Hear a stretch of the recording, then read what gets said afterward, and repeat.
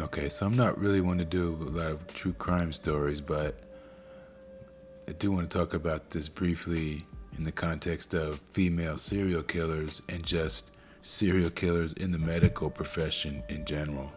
And there are a lot of them.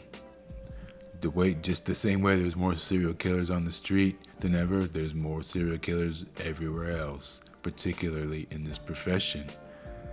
So this woman, Heather Presti, it said 17 patients died under her care, and she's being charged with first-degree murder. So we don't know how many of those may be up to first-degree murder charges as well. But 17 people, if she did kill that many people, is quite a body count. And there's no telling how long she'd been at that hospital or what hospital she had been at prior. And they may try to cover it up because obviously the lawsuits could be massive. But yeah, one more reason to stay away from hospitals. Because these people were in there, and I'm going to say something that needs to be said, and a lot of people don't want to hear this, but it's the truth, is that these medical psychopaths and serial killers were given a license to kill They were given a license to kill by their superiors, by the system, and they were given a license to kill by society, who literally cheered for people who went in and ended up dead. So there was a whole website there was a whole subreddit on Reddit where people cheered people who died from supposedly.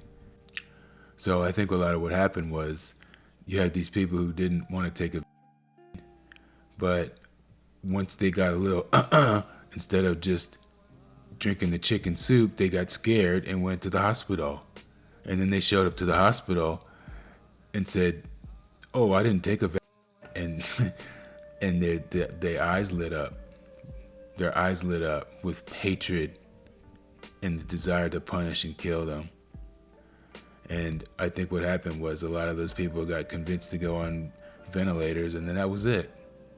And it's their fault for not believing in what they claim to believe in. If you don't want to don't rush to the hospital when you get a little cough. The reality is, at a very low fatality rate, and so does the flu. The flu kills people every year, and if the flu kills you, I hate to say it, but maybe it was probably your time to go. If your immune system is that weak that you can't survive the flu, then hey, but these people were foolish. I hate to say it, but they were foolish to not take a vaccine and then go to the hospital and expect mercy from these people who are being taught to hate. We're being trained to hate them, and they had a green light to these people. Let's call it what it was. So be very wary of the medical industry and going into a hospital. I wouldn't go unless I absolutely had to.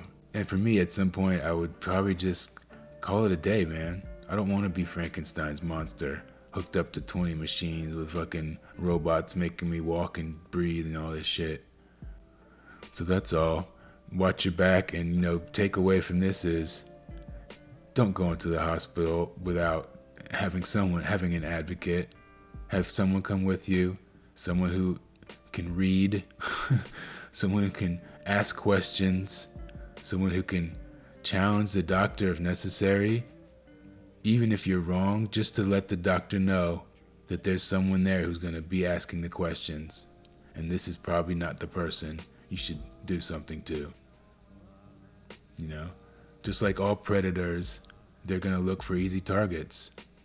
And sad to say, but those people who didn't want to take a and then came in because they had a cough to the hospital were easy targets. They made themselves easy targets for the serial killers in the medical industry. It's the Great Plague.